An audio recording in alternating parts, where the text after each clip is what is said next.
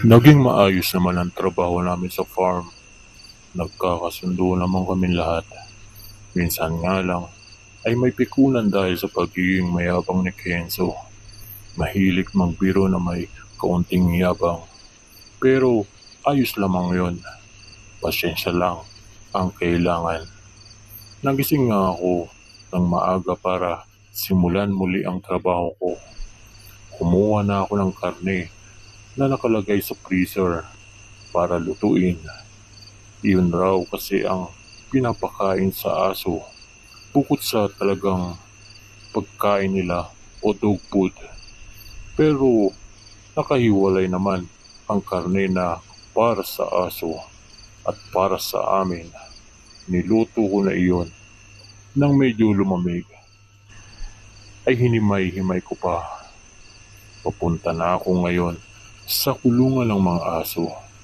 Medyo nasasanay na sila sa akin. Noong una nga ay medyo natatakot pa akong pakainin sila dahil baka biglang kagatin ng kamay ko. Kapag pinasok ko ang kamay ko sa kulungan para ilagay ang pagkain. Pero mabait naman pala at madaling alagaan. Sa 5 aso na alaga ko, mayroon akong paborito. Pinangalanan ko siyang Mauti. Maganda kasi ang asong yon. Siya rin ang unang lumapit sa akin noong unang beses ko silang pinakain. Minsan ko din silang pinakawalan para makapaglaro-laro din. Ang iba ay tumatakbo palayo na parang doon sila malayong maglaro. Habang si Mauti naman ay lumapit sa akin na para bang sa akin niya gustong makipaglaro. Siyempre natutuwa ako doon. Ang totoo, hindi talaga ako mahilig sa aso noon. Pero noong nagtatrabaho kay Yorme, bilang tagapag-alaga nga rin ng aso nila, ay unti-unti na akong nasasanay. Hanggang sa nakilala ko nga itong si Mauti. Ang sarap pala sa pakiramdam kapag may alaga kang aso. Kahit hindi naman talaga ito sa akin. Masaya kami naglalaro ni Mauti hanggang sa napatigil siya at napatingin sa may bandang kanan kung saan damuhan na iyon. Nasa gilid kasi kami ng bakod ng farm. Bakit Mauti? May problema ka ba? Tanong ko sa kanya. Kinakausap ko talaga siya na para ding isang tao. Napatayo ako ng biglang tumakbo si Mauti patungo sa masukal na damuhan. Mas lalo pa akong nataranta nang lumabas ito ng bakod. Gawa lang kasi sa kahoy ang bakod doon pero matibay naman. Madali nga lang siyang makalabas dahil nga maliit. Samantalang ako ay kailangan ko pang sirain at putulin ang 2 kahoy na nakaharang para makalabas ako. Teka Mauti, sandali lang. Saan ka pupunta? Bumalik ka rito. Sigaw ko habang patuloy siyang hinahabol. Hanggang sa tumigil na nga ito, kaya napatigil na rin ako. Medyo hiningil pa ako nun dahil may kalayuan rin ng tinakbuhan niya. Halika na, Mauti, uwi na tayo. Saad ko at akmang lalapit sa kanya, ngunit lumayo ito. May inaamoy-amoy pa pagkuway tatahol. Hindi ko maintindihan kung ano bang ibig niyang sabihin. Medyo nakakaramdam na rin ako ng takot noon. Nasa gitna kami ng kakahuyan at hindi ko pa maintindihan kung ano ba ang kinikilos ni Mauti. Hindi ba't may kasabihan tayo na ang mga aso ay nakakaramdam ng enerhiya ng mga espiritu. Nalalaman nila kung mayroon mga kakaibang nilalang sa paligid. Nasa kalagitnaan pa ako ng pag-iisip ng biglang isang kamay ang dumampi sa balikat ko. Sa gulat ko ay napaigtad ako. Paglingon ko doon at isang matandang babae ang bumungad sa akin. Sino ho kayo? Nauutal kung saad. Nagulat kasi talaga ako. Umalis na kayo rito, iho. Kayo ng mga kasama mo. Mamamatay kayo kapag hindi kayo umalis. Mamamatay tao sila. Mga aswang. Kaya umalis na kayo dito. Hanggang maaga pa. Hanggang hindi pa sila dumadating. Ang mga wika nito na pagkakilabot sa buong katawan ko. Anong ibig mong sabihin? Naiwika ko na lang. Ngunit hindi na ito sumagot pagkusay naglakad na palayo. Teka, sandali lang po. Saad ko at akma siyang hahabulin. Ngunit tumahol na naman si Maote. Kaya nabaling ang tingin ko sa kanya. Paglingon ko muli sa matandang babae ay wala na ito. Sinubukan ko pa itong hanapin kung saang direksyon ito naglakad. Ngunit hindi ko na siya mahagila pa. Lumapit pa sa akin si Maote. Kaya nagdesisyon akong umalis na doon. Muntik pa akong maligaw. Mabuti na lang at kabisado ni Maote ang daan na parabang pabalik-balik na siya rito. Mula nung umagang yon, tanghali hanggang gumabi, hindi pa rin mawala sa isipan ko ang mga sinabi ng matanda. Aaminin kong medyo kinikilabutan ako sa tuwing naalala ko ang sinabi ng matanda na mamamatay kami rito. Napaigtat ako ng kulatin ako ni Vince.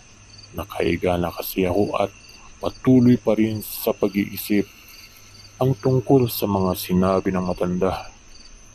Anyari sa'yo? Ba't parang ang lalim ng iniisip mo dyan? Tulala ka pa.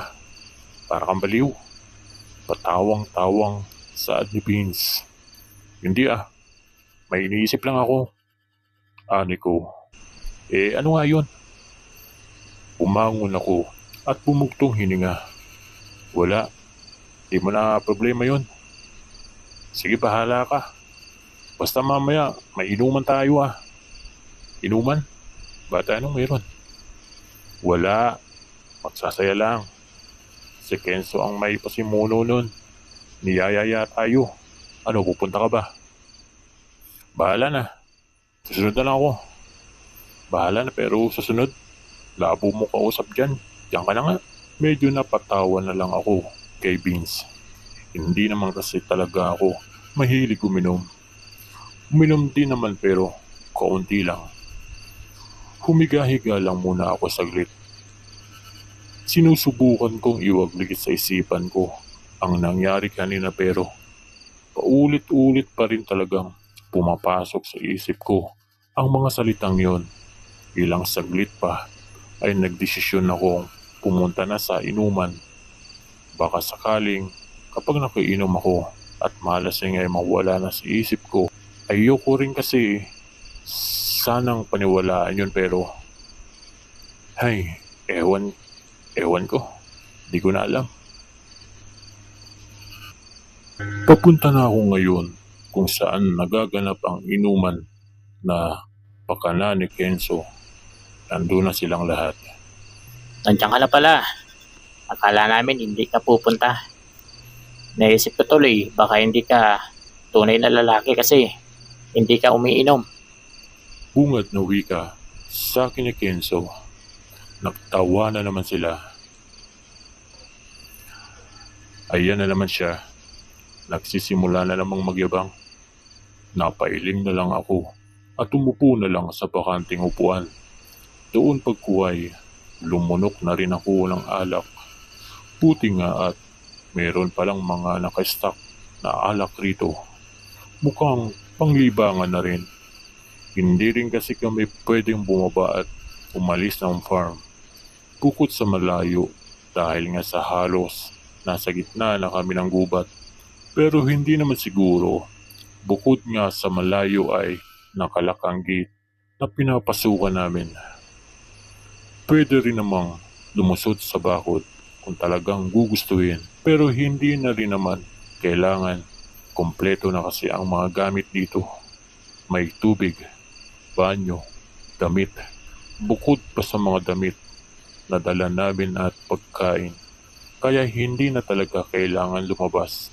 Isa pa, na kay Sir Hernan ang susi, kaya hindi rin talaga pwede.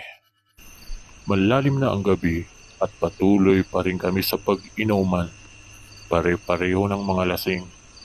Maging ako rin naman. Nakaramdam pa nga ako noon ng pagkasuka. Naiihi na rin ako. Kaya nagpaalam muna ako sa kanila na aalis muna. Hindi naman ako sobrang lasing talaga. Yung bang sakto lang. Pumunta ako sa likod ng kubo dahil doon ko sana balak magbawas. Nagsusuka na nga ako ng mga oras na yon pagkatapos kong umihi. Ang sama talaga sa pakiramdam kapag lasing ka. Paalis na sana ako noon nang may narinig akong kaluskos mula sa damuhan. Hindi pa man iyon labas ng farm. Kahit kasi sa loob ay medyo makapal na rin ang damo. Napalingon ako doon pero ipinagsawalang bahala ko na lang. Baka ligaw na hayop lang. Lahat kasi ng mga alaga naming hayop ay ipinapasok namin sa kulungan tuwing gabi at pinapalabas na lang tuwing umaga. Nakailang hakbang pa lang ako noon nang marinig ko naman ito, kaya nagtaka na ako. Muli ko itong nilingon. Sa pagkakataon na yon ay nakaramdam na ako ng kilabot. Kahit lasing ako noon ay ramdam ko pa rin ang pagtayuan ng balahibo ko. Dahil doon ay mabilis na akong naglakad pabalik sa mga kasamahan ko at umakto na para walang nangyari. Bakit ang tagal mo, pre? Anong ginawa mo doon? Sigurado nag-ano-ano. Pagsalubong na wika ni Vince sabay tumawa. Pare-pareho na kaming mga lasing pero mukhang wala yatang gustong tumigil. Hanggang sa nagpaalam na rin si Ray, isa sa mga katrabaho ko na pinsan ni Kenzo. Magbabawas lang rin daw siya. Ingat ka, pre, baka may aswang dyan. Tawang-tawa, wika ni Kenzo. Napatigil na lang ako sa paglagok ng alak nang marinig kong sabihin iyon ni Kenzo. Naalala ko naman ang mga tinura ng matanda sa akin. Patuloy ko lang siyang pinagmamasdan habang pasuray-suray na naglalakad. At hindi ko rin akalain na iyon na rin pala ang huling beses na makikita namin siya. Natapos na ang inuman namin na hindi pa rin bumabalik si Ray hanggang sa nakatulog na nga lang kami dahil sa sobrang kalasingan. Nagising ako nang may kung anong bagay ang nagpabalik-balik na dumapos sa pisngi ko at medyo malambot pa. Nang idilat ko ang mga mata ko ay si Mauti ang bumungad sa akin. Dinidilaan niya ang mukha ko. Isa yun sa paraan ng mga aso para gisingin ang kanilang mga amo. Bumangon ako nang makahawak ang kamay sa sintido. Medyo sumasakit ang ulo ko at medyo nahihilo na rin. Mukhang nasobra yata ang inom kagabi. Teka, paano ka pala nakalabas, Mauti? Di ba nandun ka sa kulungan kagabi? Wika ako habang naglalakad patungong kusina. Nakaramdam kasi ako ng pagkagutom kaya kakain muna ako. Tiningnan ko rin ang orasan at 8:00 na pala. Hindi ko alam kung gising na rin yung mga kasama ko. Pero mali yata ako. Ayan na sila ngayon. Mukhang kagigising lang din at papunta rito. Ang sakit ng ulo ko. Naparami ang inom natin kagabi. Parang hindi ko kayang magtrabaho ngayon. Saad ni Paulo. Ayos lang yan. Ayos lang naman siguro, di ba? Wala naman tayong amo dito. Dagdag pa ni Reagan. Ay, magpinsan nga talaga kayo. Buti at medyo maayos ang pakiramdam ni Vince. Nagtitimpla na siya ng kape. Pero bago yun, pakainin niyo muna yung mga alaga niyo. Tingnan nyo, oh, anong oras na? Hindi pa sila napapakain. Saad ni Kenzo. Ayan na naman siya. Umaakto na naman parang amo. Sumapit ang gabi. Sabay-sabay kaming kumakain. Pag minsan ay nagsasabay-sabay kami pero minsan naman ay hindi.